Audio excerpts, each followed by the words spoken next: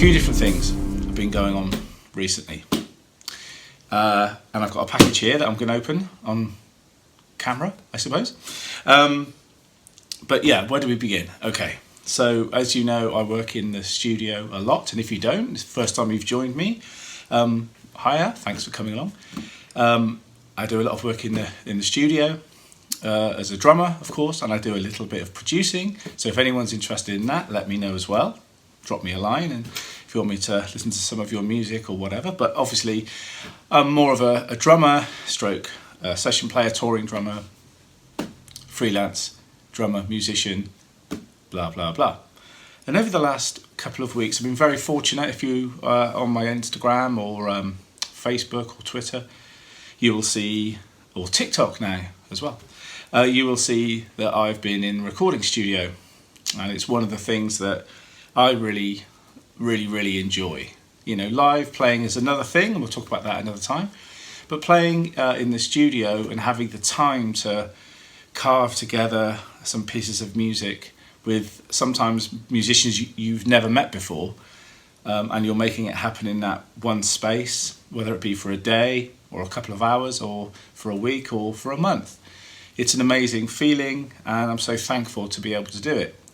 And of course, these releases, whether they're going to be international releases or they're just local artists that are just going to sell their CDs to their fan base, either way, you know, I honestly look at it the same way, and I add them all onto my website, and I'm just proud and privileged to play with all these different musicians. You know, obviously people talk and say, "Oh, you must really like the famous ones." Well, of course, because they bring things like, you know, chart placings.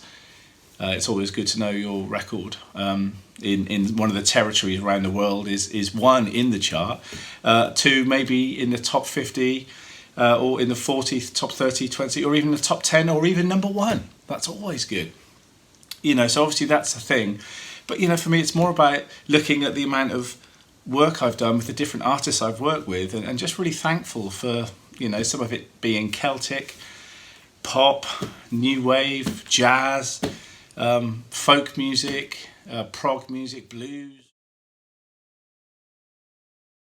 whatever. It's just a buzz. And over these last couple of weeks, I've been very lucky to be in the studio with some wonderful musicians. I spent a week in Rockfield, which is a very famous studio in Monmouth in Wales, and bands such as Oasis and you know, I mean, real legends like Queen and Rush have recorded there. And just if you go to the website, you'll check out how many people have made their records there. It's quite a thing. And I was there with an artist called Lewis Clark. We were there for a week, and we got all the tracks down. And then today I've come off the back of 4 days at Real World. When Peter Gabriel lived in this area, he found that spot and thought, this is a perfect spot to build a recording studio in the 80s, and he did. Real World to me feels like a bit of a second home, because it literally is 15 minutes from my front door, and I do get a lot of shouts from people who are working down there, whether they be musicians or engineers or producers there, who go, "Oh, we need a drummer," you know, and I'll be on the roster of people they call, along with Ian Matthews and Clive Deemer and, you know, Eddie John and various other people who are great drummers in this area, and they'll give them the shout too. So I'm very fortunate to have done a lot of work there. So I love being in the studio, as I say, whether it be a long period of time or a short period of time, and I like tracking to tape, which is another thing which we'll talk about in a second. And I like obviously just using Logic and Pro Tools, you know, being up on the grid and being able to punch in and, you know, just do other takes, multiple takes and so on. And you can cut and paste the ones, you know, copy and paste the ones that you want, that kind of thing. And both have their merits. But the one at Rockfield was like recorded without a click, but not to tape. And it just reminded me that, you know, I spend a lot of my time on the grid, and that's perfect. Sometimes with the musicians not even in the room, just me and an engineer, you know. Sometimes the artist will be there and other band members, but sometimes I'm just finishing, putting the drums on as the finishing touch to something that's already been done. You know, and that's great. So I can do multiple takes, I can try different fills that they can pop in, some really obvious ones, da-da-dum bosh or da-da-da-boom, you know, to the ridiculous ones as well. So they've got options of things they might want to use on the track, and I think that's great. So that brings a whole, kind of freedom to your takes. You don't have to be too precious. But when you're recording to tape and you're not on click and it's like in real time, which I did at Monmouth, Rockfield, and I also did this at Real World as well with the artist I was working with there. As I say, both, but that was to tape, whereas in Monmouth that was just to Logic or Pro Tools. But basically, the first thing I wanted to mention was that lovely feel of when you get musicians in a room. If any of you watching this have had loads of experience, you know about this. For those who never have, it's just a wonderful feeling. It's like playing live, though you're on headphones and probably isolated from each other, just within eyesight of each other, and you can see each other for cues or whatever. Or sometimes not. But at least you've got the feel you're not playing to a click. And this is an anti-click, by the way, obviously. I'm just giving you how this feels to do it this way.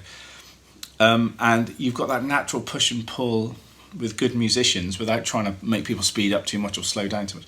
That lovely feel of the music just doing its thing, taking care of itself, and you routine it a few times with each other, and then the red light comes on, and then you start to track. And the one at Monmouth was lovely because we do multiple takes, but then eventually, because we're all isolated, if the drum take is good, you can say, I Bagsy, that drum take, that's the one. And we all go in the room and we stroke our chins, and they're like, yeah, I can dig it, that's the drum part, now let's put the bass fixes on or guitar fixes. But that feeling of doing it all together in what you can kind of call, I don't want to call it real time, but, in organic time, is a lovely freedom. And I haven't felt that for a while because everything's been gridded, which again, as I say, is another thing. And I love that. It just means that you tune in, I think, in a different way. And then moving to the ones I've just come off, which was to tape in the same way. And tape is expensive, man. You can't go wasting a lot of tape, and time. So again, routining the tracks with each other, sitting down like around the campfire kind of thing, playing the music without me being on the kit. And we've all got our charts in front of us and we're making notes and talking about what it could be, then going back and playing it, recording it, rewinding it, listening to it and thinking, how does that, literally rewinding it, because it's to tape. See how it sounds, and then moving on from there until you end up with the final product. And for people who don't know, that can sound stressful. Time is money, tape is expensive, don't waste any time. But again, with the experience you get after doing this a few times, your brain kind of starts to function in a different way. And being in that big room at Real World it's just awesome. You look out over that pond or the lake, whatever you want to call it, and all that greenery. You don't get any sense of time or whatever, or life going on around you, which it is. People are getting their deliveries to their door, people are working, people are going shopping, people are picking their kids up from school. But you're just in that space, and it could be any time. And that's just a wonderful, wonderful feeling. Hence why he built it there, hence why Peter Gabriel gave it that vibe, because it means you can create in a really good way. So, so this sort of artistic thing of being in that situation, it can be stressful, because sometimes you can feel people in your headphones, and it could be you. You could be rushing or pulling a little bit, or you might feel that push and pull of the other musicians. But another thing I wanted to mention on this, one thing it made me remember was that you have to be confident in your time and be focused, be in eyesight of people if you can see them, look at each other and smile and feel comfortable. And it's just a wonderful feeling when you manage to get that take, when you're all on the same page and you've played that track and you finish and you take the headphones off and you're like, yes. That's one of the things that as musicians I find it really hard to try and explain to someone who's a non-musician what that feels like, because it's an amazing feeling. And as I say, when you sometimes take into consideration you may not have played with these musicians before, or even met them before, some of them, when you're all in the same room tracking like we've been, it's an even greater wonder, But again, the engineer the producer will get the right people in for the right job on the gig, and they have confidence in their decision making, obviously, and they bring the right people together, and it's just that chemistry.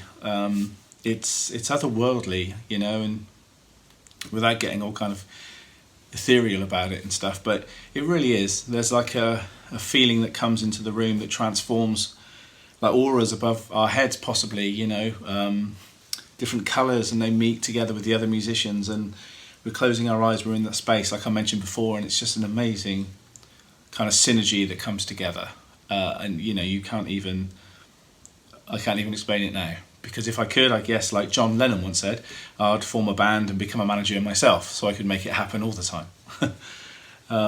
Yeah, it's just a wonderful feeling, and I just wanted to get it out there today, you know, on this clip, amongst other things, you know, what that feels like. Your daily troubles when you get back in your car and drive home, and the bills are waiting for you, and all the usual things in life. But in that time, in that studio, when you're working like that, it's just wonderful.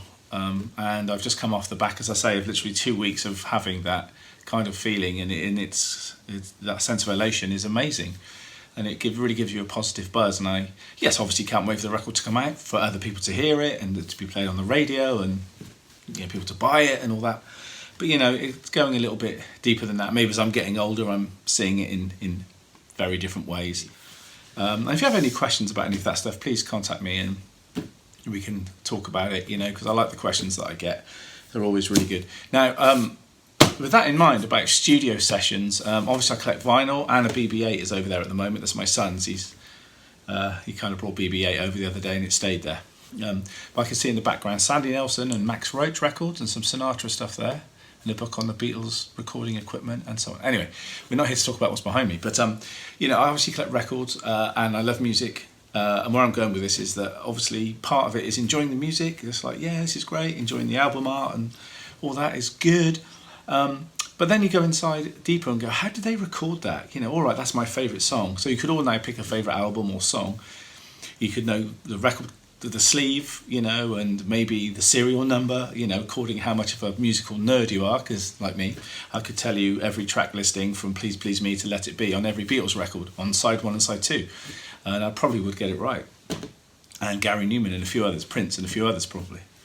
But, you know, you go inside the music and you think, okay, I love that song, brilliant, but how was it recorded? Let's look at it as a musician, or even a music listener, and someone who just enjoys music. How was that recorded? You know, how the devil did they get it to sound so good? And you could go back to obvious things like Sgt. Pepper, you know, which is always a bit of a brain twister, how they did all that with just 4 tracks, and so on. You know, we could do this throughout history.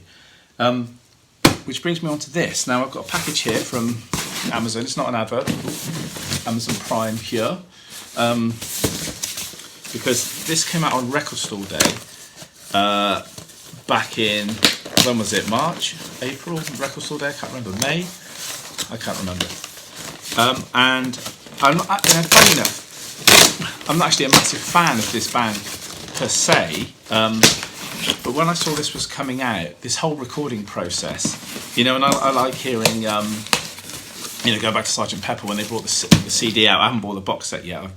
I need to. Listening to the takes and hearing them talk about stuff before the tape starts, before they start recording, you know, and they're saying, you need to do this, you need to, and all that I find fascinating with any band that I like. And this is a band that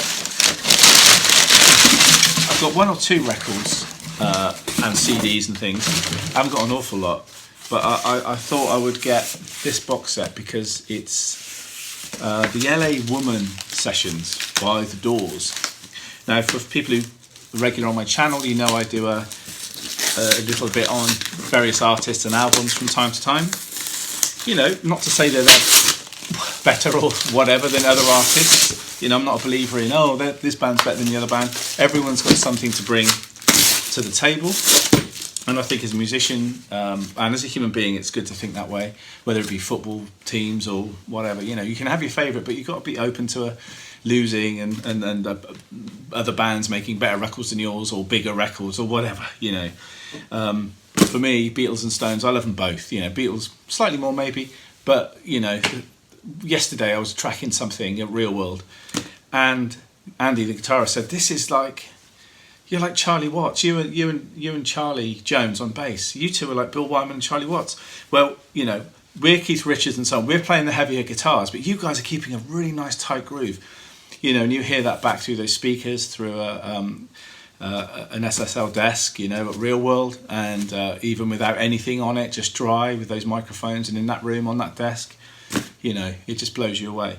So, of course, you know, if I was to go, oh, Stones are rubbish, I've never picked up anything from Charlie Watts' playing, you know, that would be a lie, it would be stupid. And hence I'll get a nice wedge in my bank account in a few days' time and another record out there, and I used an influence that that I rate, and so on. So I think it's really important. And the Doors are one of those bands that to me, are kind of in love and not in love with at the same time. But they are a fantastic band. So I thought I would get this, the Doors LA Woman Sessions. So yes, I'm fascinated to see how this album is going to sound and how those songs come together. Because, even though these are, what you call a classic album, and hope one day that I play on a classic album, they're all classic to me that I make, because I'm happy to have made them. So they all, loom large in the old legend there. But it's just that experience I've been through all my life, really, since I was 18 in the studio. But as I say, over the last 2 weeks, and then with this coming through the door, it just gives me this feeling that the studio is just such an incredible environment, and how you could stop for lunch and come back and never find that magic quite the same way before, the same way as before you went for lunch, for instance. But then the takes you do after lunch are equally brilliant in a different way. It's just fascinating. There could be like a little Easter egg, parts from the guitar or from the drums or the bass this time, or the vocal or whatever. Or you may think, oh, this is just a guide vocal, so we'll just treat it as that. And yet he or she may nail a perfect take, and it's like, whoa, that's amazing. It's just a wonderful thing. The stars align, the planets, and I don't know what, but there's something amazing that happens when a group of people get together and make music in that situation. As I say, whether it be a classic album like this, which I cannot wait to get my ears into, or just yourselves recording in your garage, or at Real World, wherever you do it. That magic it's about the people getting together and getting that vibe, and it's just a really wonderful thing. So a few things in this chat today, but it was just kind of a catch up to let you know what I've been up to recently. I do have some more questions to answer on my old laptop over there, which I will get to as well. But thank you for the feedback I've been getting about the artists that I talk about that have influenced me in the records and stuff, and also the practice pad videos. There's more to come right the way up till December, and there'll be a few more little clips of me in the studio and doing different grooves, and maybe a few interviews with people as well. I was thinking the other day that could be quite a cool thing. So anyway, I hope you enjoyed this, and if you've got anything to say about anything I've spoken about, or indeed this fantastic collection, or just recording in general, then you know what to do, and also like and subscribe to my channel, like this video and all the others. Leave some questions below, or you can always email me. My email address is below as well. So have a great day, guys, and a great week, and a great month, and a great year, and a great life. And I'll be back again with one of these again sometime very soon. So thanks again, Steve. Take care, guys. Live long and prosper, and I'll see you soon.